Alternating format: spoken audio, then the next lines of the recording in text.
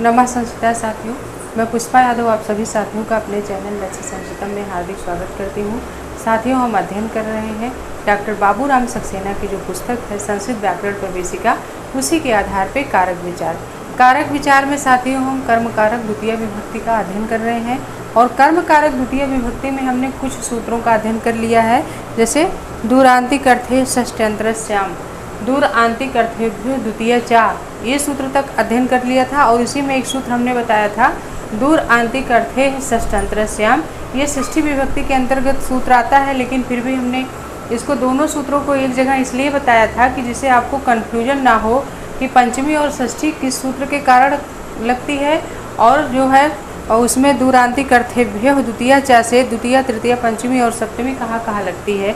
इस दोनों का फंडा बिल्कुल क्लियर समझना चाहिए, इसीलिए हमने दोनों सूत्रों को एक जगह अध्ययन किया था, बताया था। आज हम साथियों इसके बाद का जो सूत्र हमारा है डॉक्टर बाबूराम सक्सेना की पुस्तक पृष्ठ संख्या 187 पे नीचे दिया हुआ है, 188 पृष्ठ संख्या 188 पे एकदम नीचे दिया है, गौड़ कर्मणि दुहादे प्रधाने निहि कृष्वहाम विभक्ति प्रथमा गेया द्वितीया चा तदन्यतः, ये सूत्र है। हम आज इसका अध्ययन करेंगे। इसके बीच हम किन्हीं कारणों से क्लास नहीं पढ़ा पाए साथियों, इसके लिए हम क्षमा प्रार्थी हैं आप लोगों से, क्योंकि कभी कभी स्कूल में व्यस्तता हो जाती है, हम समय नहीं पाते हैं, इसलिए हम पढ़ा नहीं पाते हैं। तो आज हम इसलिए इस सूत्र का अध्ययन करते हैं, जो हमारा सूत्र है गौड़े कर्मणि दुहादे प्रधाने निह्री कृष्वहाम विभक्ति प्रथमा गेया द्वितीया चा तदन्यतः। आज कर्म कारक का ये सूत्र हमारा है। ये सूत्र हमारा क्या कह रहा है कि गौड़े कर्मणि दुह आदि,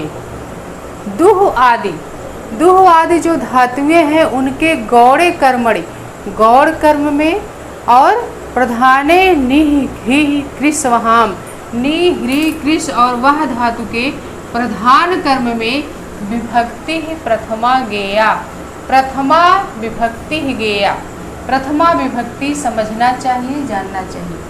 यानी दुह आदि जो धातुएं हैं, इनके प्रधान किस कर्म में, गौड़ कर्म में प्रथमा गेया विभक्ति, और निह्री कृष्वहाम, निह्री कृष्वा धातु के प्रधान कर्म में प्रथमा विभक्ति गेया, प्रथमा विभक्ति लगती है, द्वितीया च तदन्यत, और अन्य जगह द्वितीय लगती है। ध्यान से इस सूत्र को समझिएगा साथियों, ये सूत्र थोड़ा सा समझ लेंगे अगर तो बिल्कुल फंडा क्लियर है, बहुत कठिन तो नहीं है, लेकिन इसको ध्यान से आपको समझना पड़ेगा। प्रधान कर्म में और गौड़ कर्म में कहाँ विभक्ति प्रथमा लग रही है, कहाँ द्वितीय लग रही है, ये फंडा बिल्कुल क्लियर समझ में आना चाहिए। और किन किन धातुओं के प्रधान कर्म में प्रथमा हो रही है, किन धातुओं के गौड़ कर्म में प्रथमा हो रही है, इसको ध्यान से समझिएगा। एक बार फिर से सूत्र समझिए। ये सूत्र हमारा कह रहा है गौड़े कर्मणि दुहादे प्रधाने निह्री कृष्वहाम विभक्ति प्रथमा गेया द्वितीया च तदन्यतः, कि गौड़े कर्मणि दुहादे, दुह आदि जो धातुएं हैं, यानी दुह से मुस तक की जो धातु हैं, ये धातुओं के गौड़ कर्म में प्रथमा गेया विभक्ति, प्रथमा विभक्ति लगती है। दुह से मुस तक की जो धातु हैं, इन धातुओं के गौड़ कर्म में कौन सी विभक्ति लगती है, प्रथमा विभक्ति प्रथमा गेया, यानी प्रथमा विभक्ति लगती है, प्रथमा विभक्ति समझना चाहिए। और कह रहा है निह्री कृष्वहाम, यानी निह्री कृष और वह धातु के प्रधाने, प्रधान कर्म में विभक्ति प्रथमा गेया, प्रथमा विभक्ति समझनी चाहिए, यह प्रथमा विभक्ति लगती है। और दिया है आगे द्वितीया च तदन्यत, और अन्य जगह भी द्वितीय लगती है। कहाँ लगती है हम बता रहे हैं। पहले हम इसको एक बार इसकी परिभाषा लिख के हम बता दें। द्विकर्मक धातु, द्विकर्मक धातु, इसके पहले वाले सूत्र में हमने जो द्विकर्मक धातु कौन कौन सी 16 धातुएं अकथितम चा के अंतर्गत जो हमने 16 धातुएं पढ़ा था, दुह याच पच दंड रुद्ध प्रच्छ ची ब्रू सा जी मथ मुस, ये जो दो धातुएं हमने पढ़ी थी, नी ह्री कृष और वह, यानी 4 धातु को छोड़ करके 12 धातु आती हैं। दुह से मुस तक की कितनी धातुएं आती हैं? 12 धातु। कौन कौन सी? दुह, याच, पच, दंड, रुद्र, प्रच्छ, ची, ब्रू, सा, जी, मथ, मुस। ये 12 धातुएं जो होती हैं द्विकर्मक धातु होती हैं। और नी, ह्री, कृस, वह, ये भी 4 धातुएं द्विकर्मक होती हैं। लेकिन ध्यान दीजिएगा, दुह से मुस तक यानी दुह, याच, पच, दंड, रुद्र, प्रच्छ, ची, ब्रू, सा, जी, मथ, मुस, ये जो 12 धातुएं हैं, इन 12 धातुओं के गौड़ कर्म में प्रथमा विभक्ति लगती है। कौन सी विभक्ति लगती है? प्रथमा विभक्ति लगती है। और प्रधान कर्म में द्वितीया लगती है। इन 12 धातुएं जो दुह से मुस तक की हैं, ये द्विकर्मक धातुएं हैं। इनके साथ 2-2 कर्म जुड़ा होता है। जैसा हम इसके पहले सूत्र जो अकथितम चा सूत्र था उसके अंतर्गत हमने अध्ययन कर लिया है, पढ़ लिया है। तो ये जो 12 धातुएं हैं दुह से मुस तक के, ये द्विकर्मक धातु हैं। और इन 2 कर्मक धातुओं के गौड़ कर्म में कौन सी विभक्ति लगती है? प्रथमा लगती है। और प्रधान कर्म में द्वितीया लगती है, इसीलिए दिया है द्वितीया च तदन्यत। यानी जब गौड़ कर्म में प्रथमा लग रही है दुह से मुस तक की धातुओं में, तो उसके प्रधान कर्म में द्वितीया लगेगी। और नी, ह्री, कृस और वह, ये 4 धातु बचती हैं। ये 4 धातुएं भी द्विकर्मक है। यानी दुह से मुस तक 16 द्विकर्मक धातुएं हैं। 16 द्विकर्मक धातुओं में दुह से मुस तक जो 12 द्विकर्मक धातु हैं, इनके प्रधान कर्म में द्वितीया विभक्ति लगती है और गौड़ कर्म में प्रथमा लगती है। और जो 4 धातुएं हैं नी, ह्री, कृस, वाह, इन 4 धातुओं के प्रधान कर्म में प्रथमा लगता है और गौड़ कर्म में द्वितीया लगती है। ध्यान से समझिएगा, बहुत कन्फ्यूजन करता है। अगर आप कन्फ्यूज हो जाएंगे तो हमारा जो है गलत हो जाएगा, आप आंसर सही नहीं लगा पाएंगे।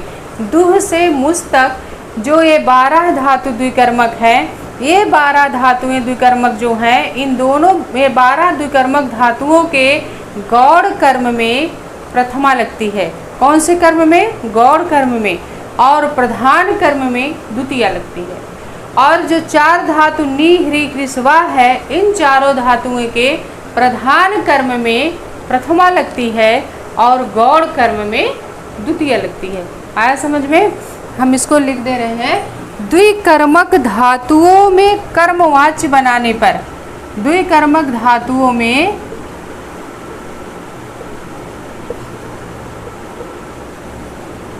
जब हम कर्मवाच्य बनाएंगे, कर्मवाच्य बनाने पर क्या होता है? दुह से मुस तक,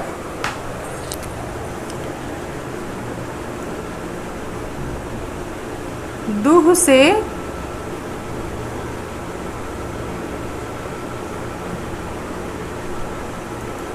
से मुस तक के प्रधान कर्म में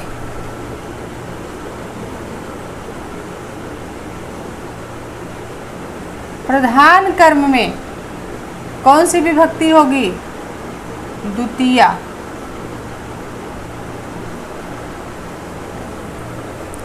प्रधान कर्म में द्वितीया विभक्ति होती है। आप जैसे हम लिख रहे हैं, आप अपने नोट्स में इसको ऐसे ही लिख लीजिए, तब आपको भूलेगा नहीं, वरना ये चीज़ें भूल जाती हैं और आप कंफ्यूज हो जाते हैं।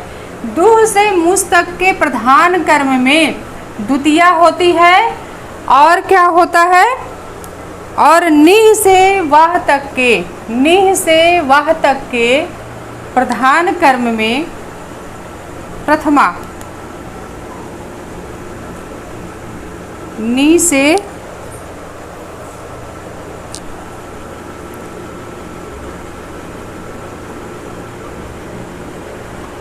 से वाह तक के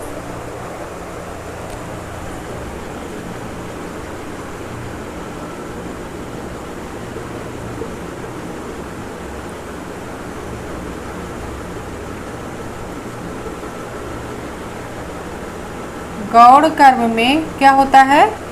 नि से वा तक के गौड़ कर्म में द्वितीय विभक्ति लगती है।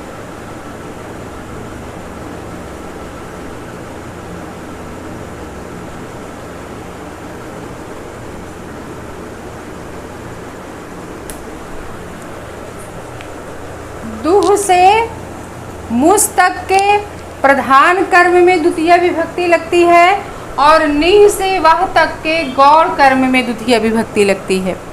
नी से वह तक के क्या लगती है? गौड़ कर्म में द्वितीय विभक्ति लगती है। और दुह से मुस तक के गौड़ कर्म में कौन सी विभक्ति लगती है? और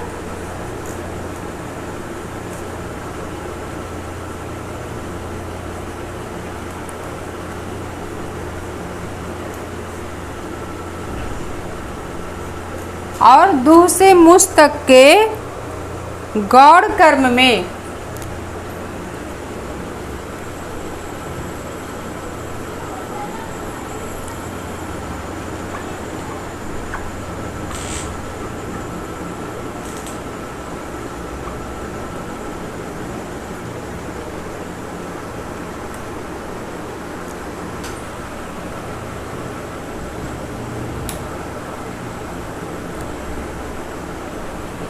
दुह से मुस तक के गौड़ कर्म में प्रथमा विभक्ति होती है और नी से वह तक के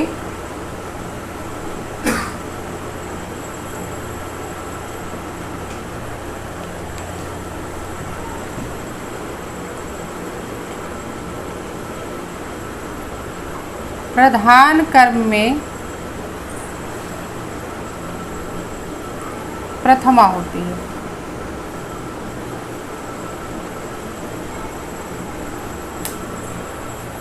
यही ये सूत्र कह रहा है।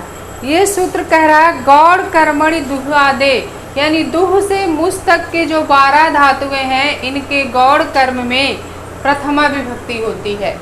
और नी ह्री कृष वहाम, यानी नी से वह तक के जो धातु है उसके प्रधान कर्म में प्रथमा विभक्ति होती है। हमने नीचे लिख दिया है कि दुह से मुस तक के जो है गौड़ कर्म में जो धातु कर्मवाच्य जब हम बनाते हैं तो दुह से मुस तक की जो गौड़ कर्म में हम प्रथमा विभक्ति लगाते हैं और नी से वह तक के प्रधान कर्म में हम प्रथमा विभक्ति लगाते हैं। और दुह से मुस तक के प्रधान कर्म में कौन सी विभक्ति लगती है? द्वितीय होती है। और नी से वह तक के गौड़ कर्म में द्वितीय विभक्ति होती है। आ गया होगा समझ में कि दुहादे गौड़ कर्मणि दुहादे प्रधाने नी ह्री कृष वहाम विभक्ति प्रथमा गेया द्वितीया च तदन्यतः, यानी दुह से मुस तक के जो धातुएं हैं गौड़ कर्म में, दुह से मुस तक की धातु गौड़ कर्म में हमारी कौन सी विभक्ति लगती है? प्रथमा लगती है। और नी से वह तक के प्रधान कर्म में प्रथमा लगती है और दुह से मुस तक के प्रधान कर्म में द्वितीय विभक्ति लगती है। और नी से वह के प्रधान कर्म में जो है क्या उनसी विभक्ति लगती है? नी से वह तक के गौड़ कर्म में द्वितीय विभक्ति लगती है। यानी नी से दुह से मुस तक की जो धातुओं को जब हम कर्मवाच्य बनाते हैं तो उसके प्रधान कर्म में द्वितीय लगती है। जो कर्म प्रधान होता है उसमें द्वितीय लगती है। और नी से वह तक की धातुओं का जब हम कर्मवाच्य में बनाते हैं, शब्द बनाते हैं, तो उसके गौड़ कर्म में द्वितीय लगती है। और दुह से मुस तक के जो धातु को कर्मवाच्य बनाते हैं तो उसके जो है गौड़ कर्म में कौन सी विभक्ति होती है? प्रथमा होती है। और नी से वह तक की जो धातु को कर्मवाच्य बनाने पर उसके प्रधान कर्म में प्रथमा होती है। इतना आ गया होगा समझ में। आप इस चीज़ को अपने नोट्स में उतारिए, फिर हम इसका उदाहरण समझाते हैं कि कैसे कहाँ दुह से मुस तक के प्रधान कर्म में द्वितीय लगेगी और नी से वा तक के गौड़ कर्म में द्वितीय कैसे लगती है, इसको हम उदाहरण के द्वारा समझते हैं।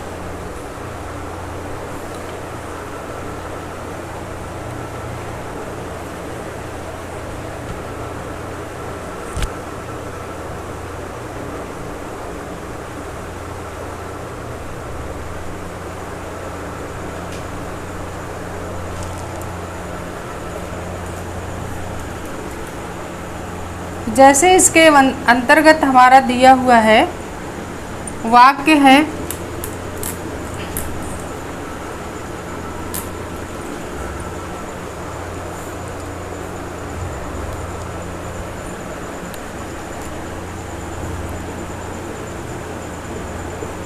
जैसे हमारा वाक्य है कर्तृवाच्य का वाक्य, कर्तृवाच्य, कर्तृवाच्य में वाक्य है गोपः धेनुं पया दोग्धि, गोपः धेनुं पया दोग्धि। ये हमारा कर्तृवाच्य में वाक्य है, यानी साधारण अवस्था का वाक्य है। गोपः यानी ग्वाला, धेनुम गाय से, पया दूध को, दोग्धि दूहता है, ग्वाला गाय से दूध दूहता है। ये हमारा कर्तृवाच्य का वाक्य है। और इस साधारण अवस्था का जो वाक्य, साधारण वाक्य जो हमारा कर्तृवाच्य का वाक्य है, जब हम इसको कर्मवाच्य बनाएंगे तब यहाँ विभक्ति ये लगेगी। अब जब हम इसको कर्मवाच्य में बनाएंगे, इसी वाक्य को जब हम कर्मवाच्य में करेंगे तो क्या हो जाएगा? गोपः, हमारा गोपः जो ग्वाला करता है ये प्रथमा में है, तो कर्मवाच्य में जो कर्ता होता है वो तृतीया विभक्ति में होता है। कर्तृवाच्य का कर्ता प्रथमा विभक्ति में होता है और कर्मवाच्य का जो कर्ता होता है वो तुरंत तृतीया में हो जाता है। तो ये गोपः क्या है? ये कर्ता है। और दोग्धि क्या है? क्रिया है। दोग्धि क्या है? क्रिया है।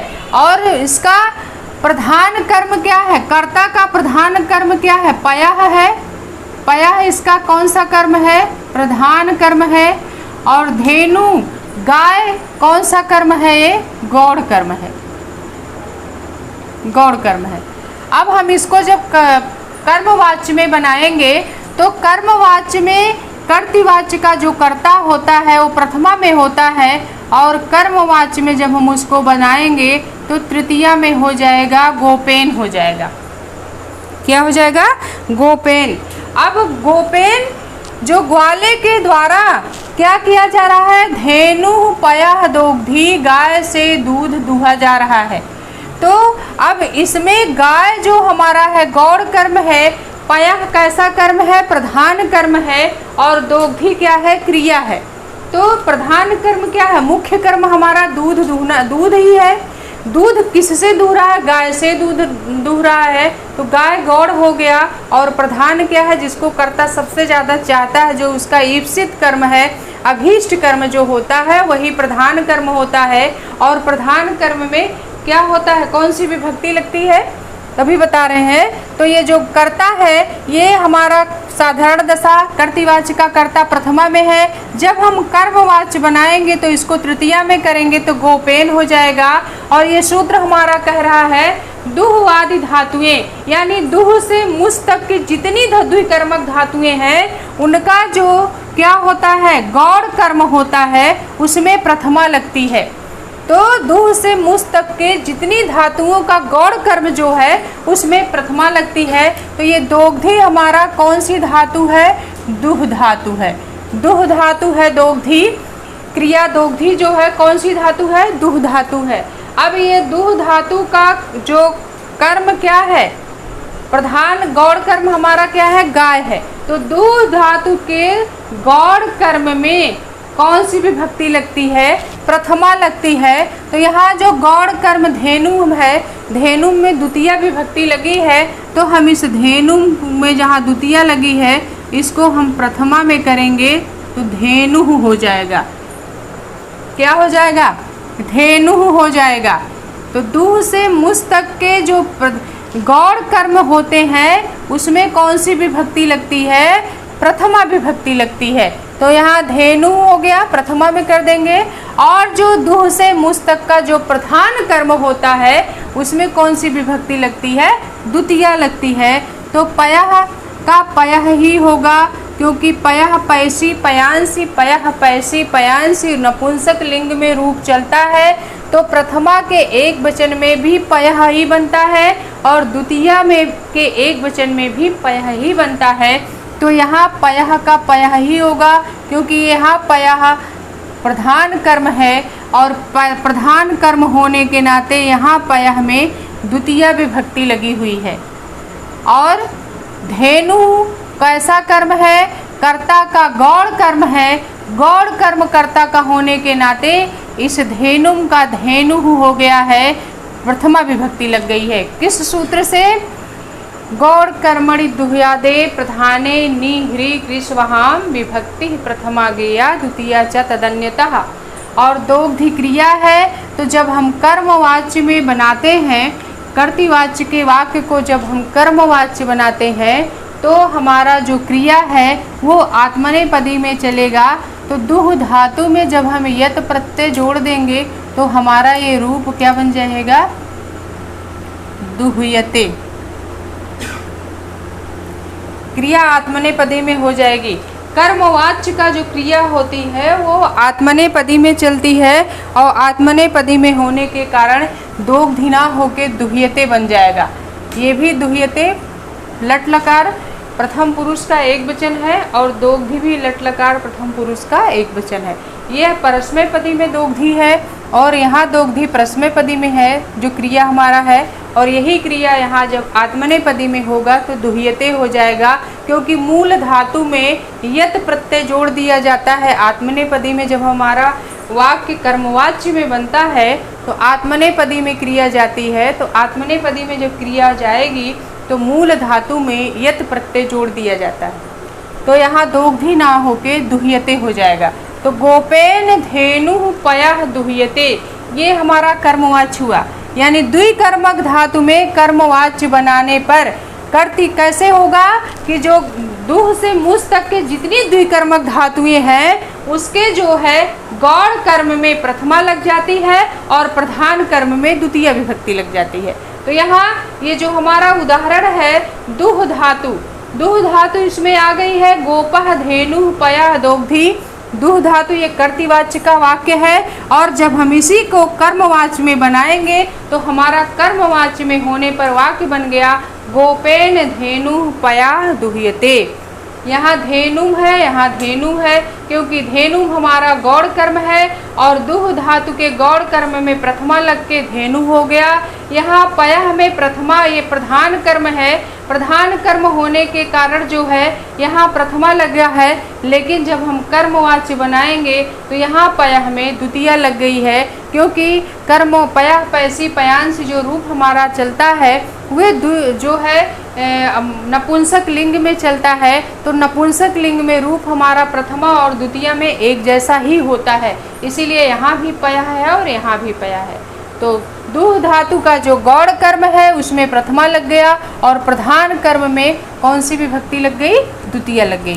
तो ये हमारा कौन सा कर्म है? ये गौड़ कर्म है और पयः हमारा प्रधान कर्म है। कैसा कर्म है? प्रधान कर्म है और ये हमारा गौड़ कर्म है। तो इस सूत्र से गौड़ कर्मणि दुह्यादे प्रधाने निहिरी कृष्वाम विभक्ति प्रथमा गेया द्वितीया च तदन्यता से जो है दुह क्रिया है, ये कर्मवाच्य में जब हमने रूप बनाया तो इसका रूप क्या हो गया? धेनु। यहाँ गोपः का तो पहले कर्ता गोपः जो है प्रथमा में है, इसको हम तृतीय विभक्ति में करेंगे तो गोपेन हो जाएगा।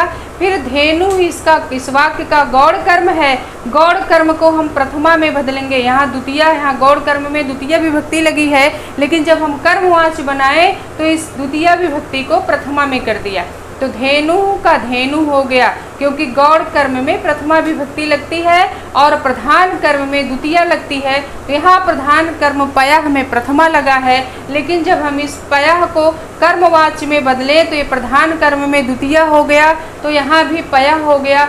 क्यों पयः हुआ? क्योंकि पयः पैसी पयांश जो हमारा रूप चलता है वो प्रथमा और द्वितीय में एक जैसा ही रहता है, इसीलिए यहाँ भी पयः है और यहाँ भी पयः। यहाँ पयः प्रधान कर्म है, इसमें द्वितीय विभक्ति है, और यहाँ पयः प्रधान कर्म तो है लेकिन इसमें प्रथमा विभक्ति है। इस चीज़ को ध्यान दीजिएगा।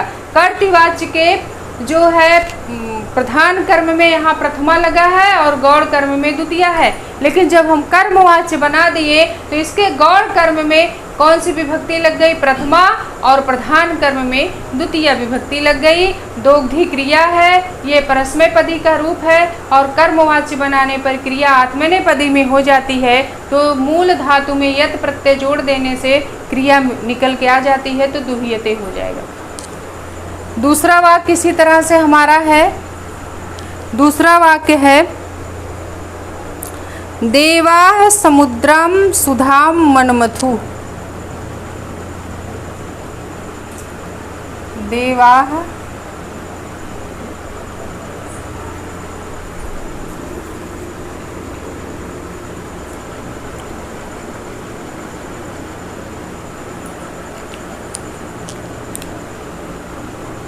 दूसरा वाक्य हमारा है देवाः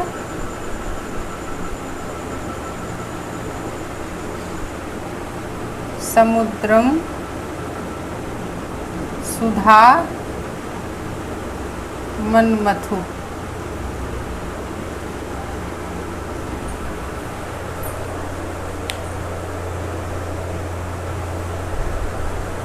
देवाः समुद्रम सुधा मनमथु। ये कैसा वाक्य है? ये वाक्य हमारा कर्तृवाच्य का वाक्य है। ये ध्यान दीजिएगा, ये जो वाक्य है कर्तृवाच्य में है। देवाः समुद्रम सुधा मनमथु, ये कर्तृवाच्य का वाक्य है। देवाः देवता लोग समुद्र से अमृत को मनमथु मथ रहे हैं, प्राप्त करना चाह रहे हैं। तो देवता लोग समुद्र से अमृत को मथ रहे हैं, इसका एक हिंदी अर्थ होगा। अब हम इसी वाक्य को कर्मवाच्य में बना के देखते हैं। कर्मवाच्य में कैसे होगा? क्योंकि ये हमारा सूत्र कह रहा है दुह से मुस तक की जितनी धातुएं हैं उनके जो है गौड़ कर्म में कौन सी विभक्ति लगेगी? प्रथमा, और प्रधान कर्म में द्वितीया। तो यहाँ देवाः कर्ता हो गए, मनमथु क्रिया हो गई, और इनका जो प्रधान कर्म क्या है? सुधा यानी अमृत। समुद्र मंथन से वो प्रधान मुख्य रूप से अमृत ही प्राप्त करना चाह रहे हैं, तो उनका प्रधान कर्म अमृत हो गया। और किससे अमृत प्राप्त कर रहे हैं? किसको मथ के? तो समुद्र को मथ के। समुद्र इनका कैसा कर्म हो गया? गौड़ कर्म हो गया। समुद्र गौड़ कर्म है, सुधा प्रधान कर्म है, मनमथु क्रिया है, मथ धातु मथ धातु क्रिया है, और ये द्विकर्मक धातु है। अब इस द्विकर्मक धातु को जब हम कर्मवाच्य में बनाएंगे तो सबसे पहले देवाः का क्या हो जाएगा? देवाः का द्वितीय विभक्ति में जब हम रूप करेंगे तो देवैः हो जाएगा। देवा देवो देवाः देवम देवो। ये जो द्वितीय विभक्ति, ये देवाः हमारा किसमें है? प्रथमा के बहुवचन में। कर्ता हमारा देवाः है, प्रथमा का बहुवचन है। और इसी को जब हम तृतीया, क्योंकि कर्मवाच्य में कर्ता हमारा किसमें हो जाता है? तृतीया विभक्ति में होता है। तो तृतीया के बहुवचन में देवैः हो गया है। देवैः, जैसे रामेण रामाभ्याम रामैः, वैसे देवेन देवाभ्याम देवैः। तृतीया के बहुवचन में देवैः, देवताओं के द्वारा। अब समुद्रम सुधाम में प्रधान कर्म क्या है? ये जो सुधा है ये तो प्रधान कर्म है, और गौड़ कर्म क्या है?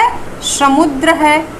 अब ये सूत्र कह रहा है हमारा कि दुह से मुस तक की जितनी धातुएं हैं, यानी दुह, याच, पच, दंड, रुद्ध, प्रच्छ, ची, भ्रू, सा, जी, मथ, मुस, संयोग से यहाँ मथ धातु आई है। कौन सी धातु है? मथ धातु है। मनमथु मथ धातु है, और ये मथ धातु हमारी द्विकर्मक धातु है। द्विकर्मक धातु होने के कारण जब हम इसी वाक्य को कर्मवाच्य में बनाएंगे तो पहले हम सबसे पहले कर्ता जो यहाँ प्रथमा का बहुवचन है इसको हम तृतीया के बहुवचन में करेंगे, तो तृतीया के बहुवचन में देवैः हो जाएगा। अब इस कर्ता का जो गौड़ कर्म क्या है? समुद्र है।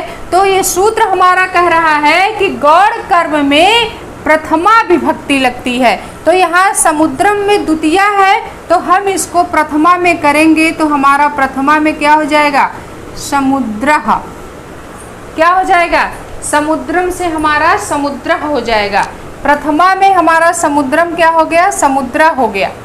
अब प्रधान कर्म में यहाँ प्रथमा लगा है, और जब हम कर्मवाच्य बनाएंगे तो दुह से मुस तक की जो धातुएं हैं उनके प्रधान कर्म में द्वितीया लगती है। ध्यान दीजिएगा, दुह से मुस तक के जितनी धातुएं हैं उनके प्रधान कर्म में कौन सी विभक्ति लगती है?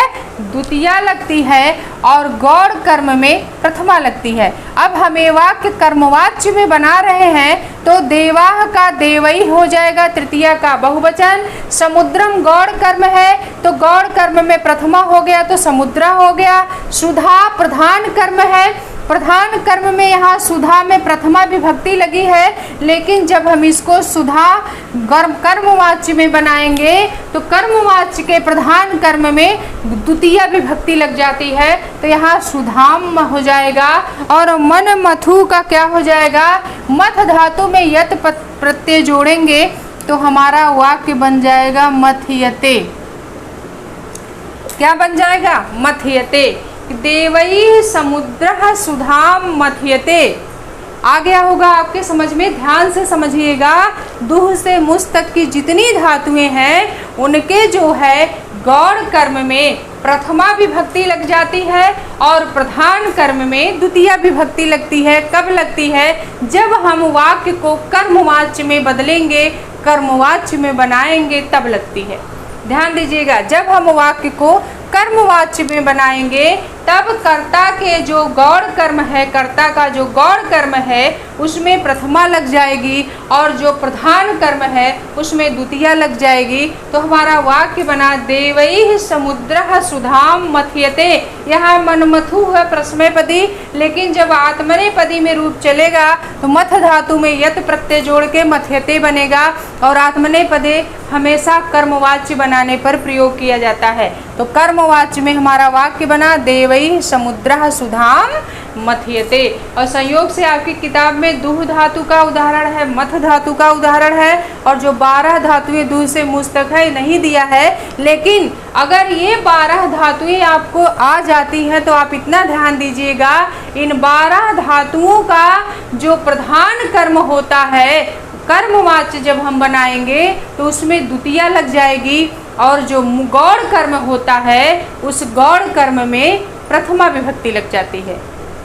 तो जो द्विकर्मक जितनी धातुएं हैं दुह से मुस तक और निह रि कृस्वा, ये 4 यानी 12 4 16, ये 16 धातुएं हैं। लेकिन इन 16 धातुओं को 2 भागों में बांट दिया इस सूत्र ने।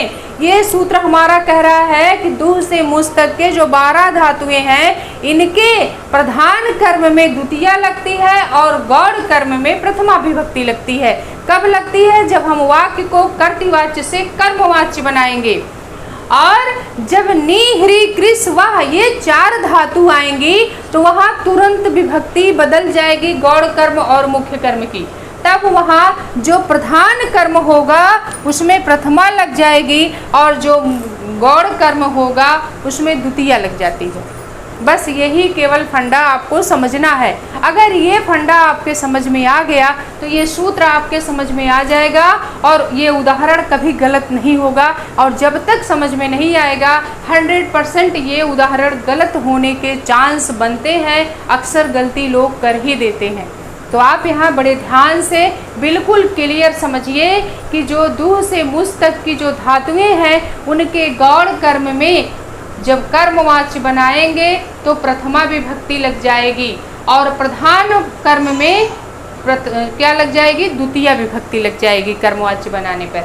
जैसे पहले वाक्य में गोपः धेनुम पया दोग्धी था, जब हमने इसको कर्मवाच्य में बदला तो गोपः का तो पहले करता है, इसको तृतीया में कर देंगे, गोपेन हो गया। धेनु ये गौड़ कर्म है, धेनुम गौड़ कर्म है, यहाँ द्वितीया विभक्ति लगी है तो गौड़ कर्म को प्रथमा में कर दिया तो धेनु हो गया। प्रधान कर्म यहाँ पयः है, इसमें प्रथमा विभक्ति लगी है और प्रधान कर्म को कर्मवाच्य में जब हम बदलेंगे तो उसमें जो है कौन सी विभक्ति लग जाएगी? द्वितीया लग जाएगी। तो यहाँ भी पयः हो गया, यहाँ पया इसलिए हुआ क्योंकि पयः पैसी पयांसी रूप हमारा नपुंसक लिंग में चलता है और प्रथमा और द्वितीय विभक्ति में एक जैसा चलता है, इसीलिए यहाँ भी पयः है, यहाँ भी पया है। यहाँ कंफ्यूज मत होइएगा। कर्मवाच्य का जो पया है वो द्वितीय में है और कर्तृवाच्य का जो पया है उसमें प्रथमा विभक्ति लगी है। इस चीज़ को ध्यान दीजिएगा। अगला वाक्य है देवा समुद्रम सुधाम मनमथु। सुधा जो देवता लोग हैं समुद्र से अमृत को मथ रहे हैं, तो देवा जो देवता है कर्ता हो गए, समुद्र उनका गौड़ कर्म है, अमृत सुधा जो है प्रधान कर्म है। तो जब हम इस वाक्य को कर्मवाच्य में बदले तो सबसे पहले कर्ता को आप तृतीया विभक्ति में करेंगे। चूंकि यहाँ कर्ता प्रथमा का बहुवचन है, इसीलिए जब हम कर्ता को प्रथमा का बहुवचन होने के कारण जब हम कर्ता को तृतीया में किए तो देवा का देवई हो गया, और समुद्रम गौड़ कर्म है जहाँ द्वितीया लगी है, तो जब हम गौड़ कर्म को प्रथमा में करेंगे तो समुद्र हो जाएगा, और प्रधान कर्म में द्वितीया लग जाएगी, यहाँ सुधा है यहाँ सुधाम हो जाएगा, और मथ धातु में यत प्रत्यय जोड़ के हमारी क्रिया मथ्यते हो जाएगी। तो कर्म वाच्य बनाने पर हमारा वाक्य हुआ देवा देवैः समुद्रः सुधाम मथ्यते। समझ में आ गया होगा आपके। और एक वाक्य और है निह्री कृस्वाह का दिया हुआ है, हम अगला उदाहरण बता रहे हैं निह्री कृस्वाह का।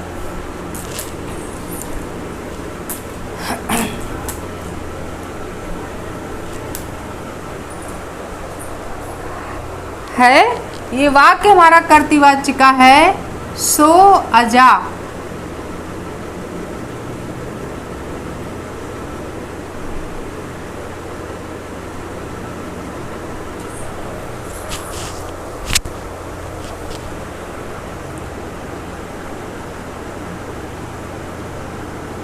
ग्रामम नयति हरति करसति निह्री कृस वह धातु है वहति, एक में ही सब बना देगा। वाह मान ले अथवा। सो अजाम ग्रामम नयति हरति करसति वहति वा, ये चारों धातु आ गए। नी से नी नयति नी धातु है, ह्री हरति ह्री धातु है, क्री करसति क्री धातु है, और वह वहति वह धातु है। ये चारों धातु आ गई ना, नयति भी आ गया, हरति भी है, करसति भी है और वहति भी है।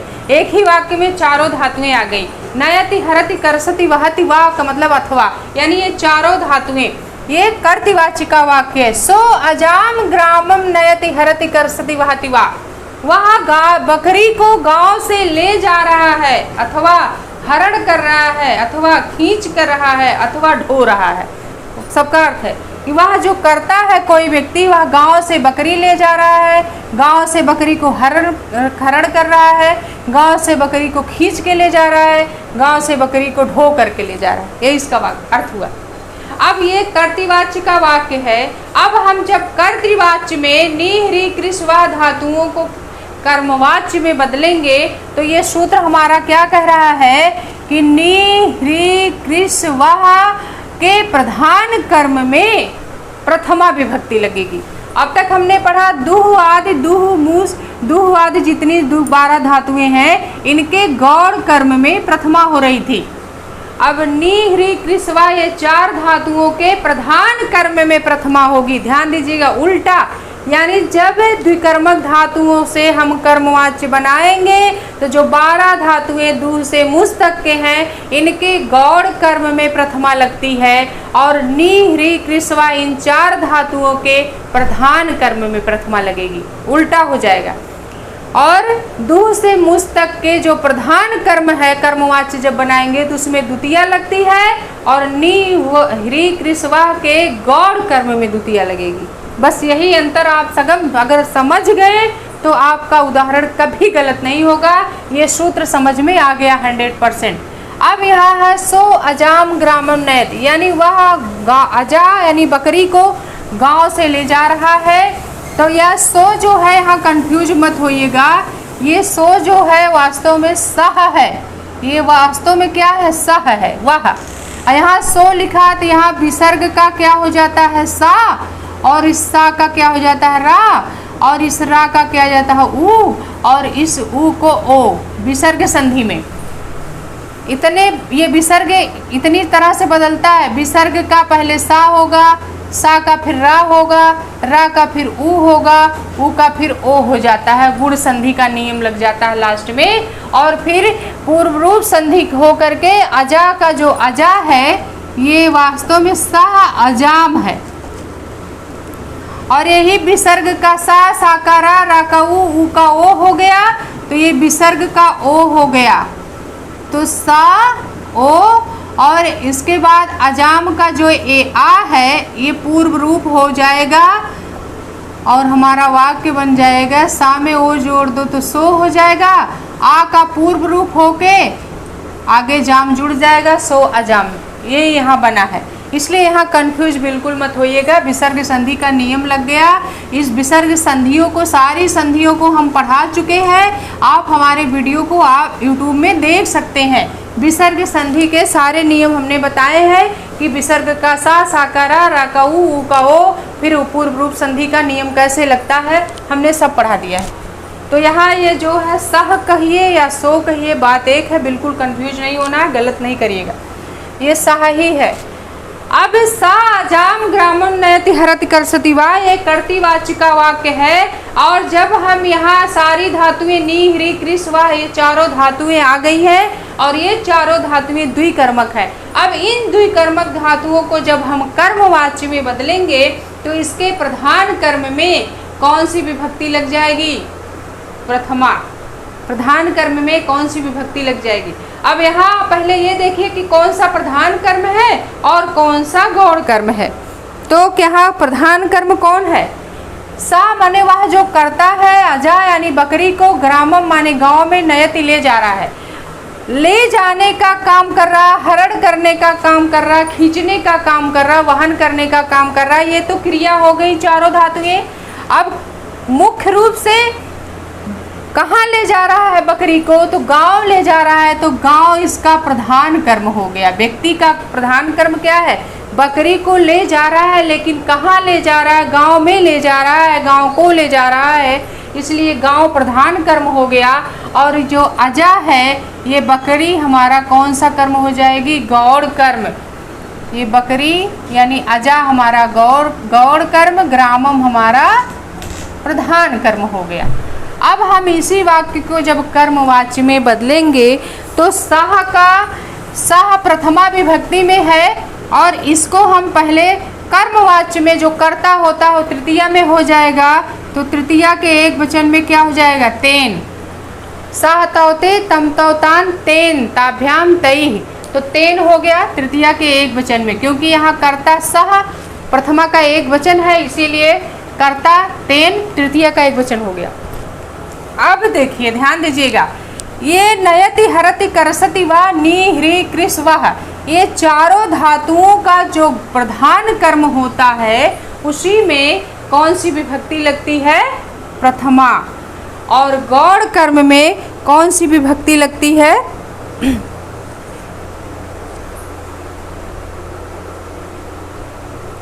द्वितीया लगती है। गौड़ कर्म में द्वितीया लगती है। तो गौड़ कर्म जो अजा है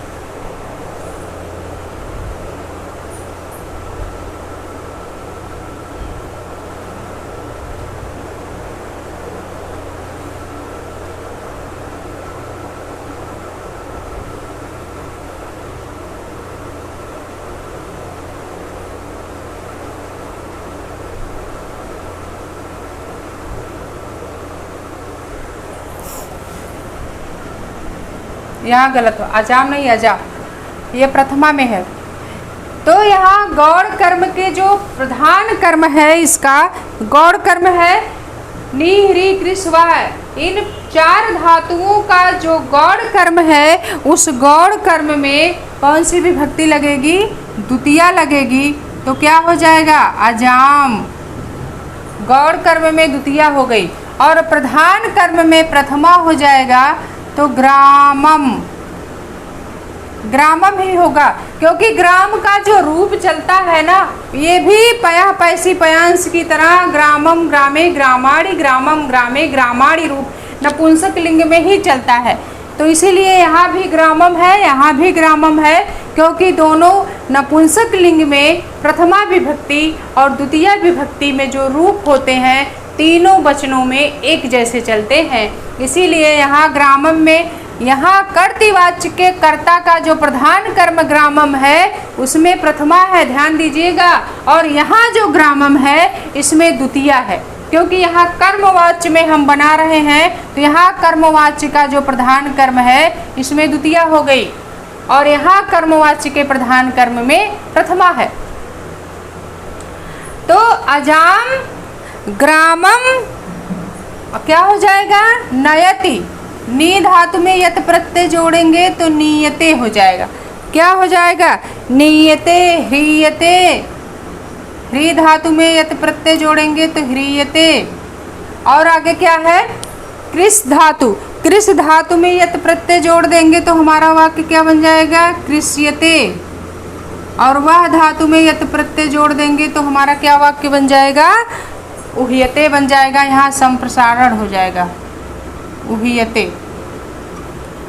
वह धातु में वा का जब संप्रसारण होके ऊ हो जाता है, एक यड़ा संप्रसारणा, एक यड़ा संप्रसारणा सूत्र है।